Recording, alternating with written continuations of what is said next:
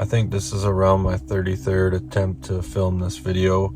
As this topic hits close to home, in 2014 I attempted to take my life by starting my car in my garage, and if it was not for an angel appearing, I would not be here today to film this video. A few hours ago I received the news that a family friend, someone that had known my parents before I was even born, a guy that had been happily married for multiple decades, created a business that generated multiple millions of dollars, had 3 kids in their 30s, 9 grandkids, was happily involved in all of their lives. Someone that was always smiling and laughing, appeared to have everything in life someone could ask for. However, I just found out that he decided to end his life by hanging himself.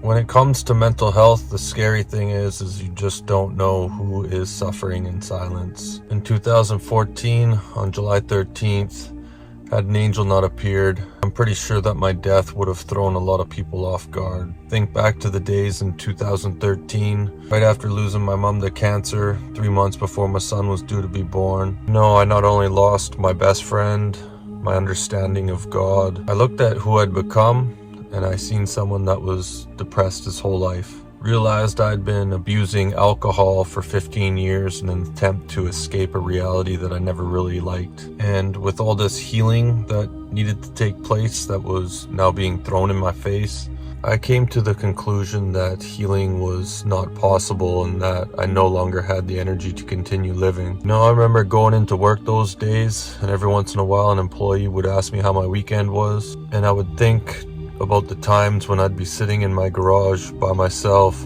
with tears rolling down my face, wanting to get up, but sometimes I was so depleted and deprived of the will to continue living that sometimes it actually took me over an hour to muster up enough energy just to get out of my chair. And then I would say to the employee that asked me how my weekend was, "Oh, it was good, man, thanks. How was yours?" Every day after losing my mom to cancer for 13 months, I had absolutely no desire to continue living. But suicide was never an option for me at that point because I seen it as a weakness. It wasn't until that day that I asked myself a question I never asked myself before, and that question was if I could see myself living another 20 to 40 years with the amount of pain that I was feeling within. Roughly 45 minutes after asking myself that question, tried to check out of this reality. It was roughly 1:30 p.m. in the afternoon on a Sunday. The next day, Monday morning at 6:45, another employee asked me, "How was your weekend, Ash?" Once again, "Good, man, thanks. Yours?" And the truth is, you just never know who's suffering in silence and thinking about ending their life. Just because you ask someone how they're doing and they reply good, doesn't necessarily mean that they're telling the truth. In the past 7 years that I've been making social media content in an attempt to help those suffering with mental health issues, I can only recall one time asking you guys to share my content. And after I share with you guys some of the things you can do if you find yourself at rock bottom that may just help save your life. If you see any value in this content, then please consider sharing this video on social media because you just never know who might need to hear it. First thing I always say is, if you're thinking about giving up, you have to identify the lies that you're telling yourself. For me, I believed that I could never heal the pain that I was feeling from losing my mom. I looked at who I'd become, and I seen so much pain and anger that I believed healing was not possible. I convinced myself that my son would be better off if I didn't exist. I felt trapped in a marriage. I felt trapped in a job that was killing my soul. I felt trapped everywhere I looked. And the more and more I started to get depressed, the more death seemed to feel like the most logical option. I look at my life today, 10 years after attempting to start my car in my garage. I've healed a large majority of the pain that was associated with my mom. My son constantly says that he couldn't have asked for a better dad. I've completely changed 180 degrees from the person I once was. Healed my heart to a degree that I never thought was possible back in 2014 when I was debating on whether or not I should end my life. I quit a job after 22 years that was killing my soul. Decided to go full-time writing my book, and after 3 years, you can now purchase a copy of my biography on Amazon called Finding Me by Ashley Samborski. If you want to check it out, links in the bio will take you directly to the purchase page. In addition to that, I got out of an unhealthy relationship and I learned to be happy single. So if I can heal my life, then so can you. Looking back on my healing journey, back to 2013. The biggest mistake that I made was thinking that I could heal alone. Tried for 13 months and it almost cost me my life. Don't think you can do this alone.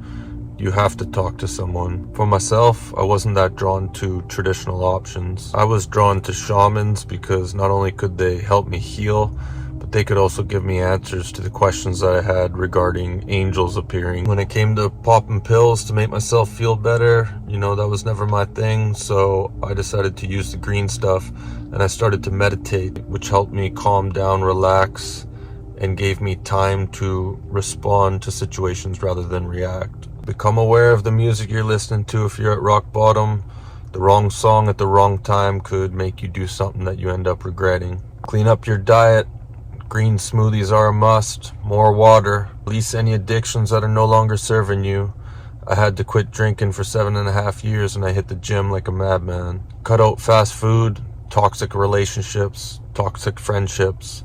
Become selfish if you have to at this point. Get out in the sun.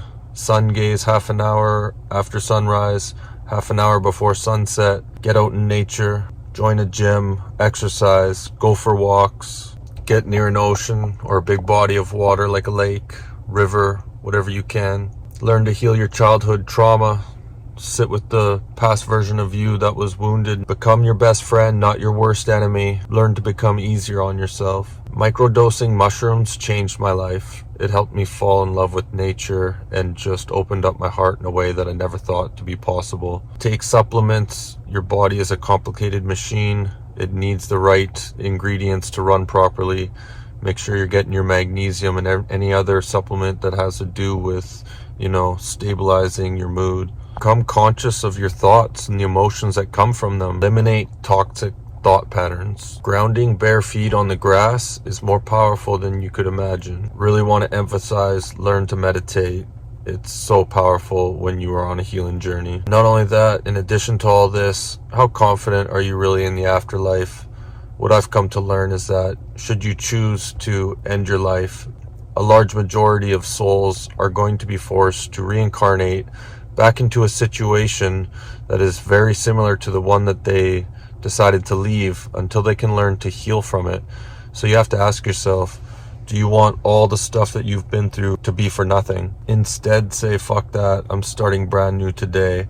My rebirth starts today. A question you have to ask yourself is, are you sick of your own shit yet? Because if you are, that's a good thing, because it's the first step to true change. Once again, please consider sharing this video because you never know who's going to need to hear it. Thanks to everybody that's already gone out and bought a copy of my new biography, Finding Me, by Ashley Samborski, available on Amazon. That's all I got. Thanks for watching.